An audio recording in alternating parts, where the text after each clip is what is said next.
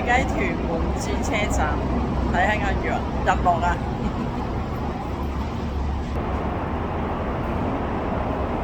因為咧2年前咧個小佬出血中咗風，所以講説話咧仲係攣攣地啊，冇辦法啦。不過而家都好好多，我哋已經 thank you 啦，真係感恩感恩。係咯，幾開心，幾開心，幾開心又一天啊！好啦，搭啲落去，搭車翻屋企。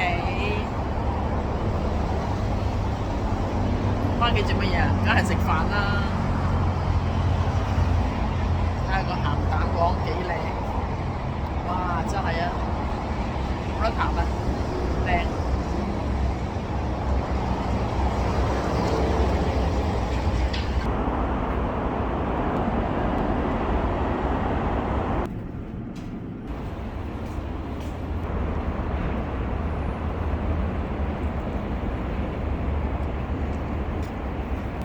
睇下幾多人喺度釣魚，就算唔釣魚，喺度睇下日落都好啊，幾靚啊！佢哋啊，啲人啊，攞晒腳架喺度影啊日落啊！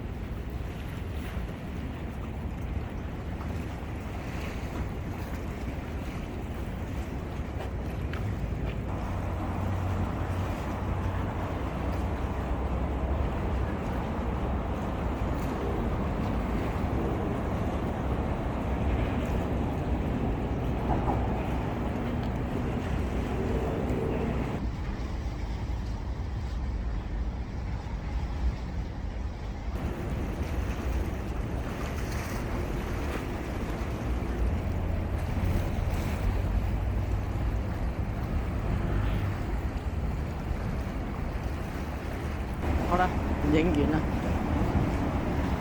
好，感謝主喺我人生裏邊真係多才多姿。而家咧就去搭車啦，搭車翻屋企食飯，翻去沖個涼先。係啊，而家身體力行，行得走得就要玩下啦。啱啱放工，翻到嚟呢度轉車站轉車。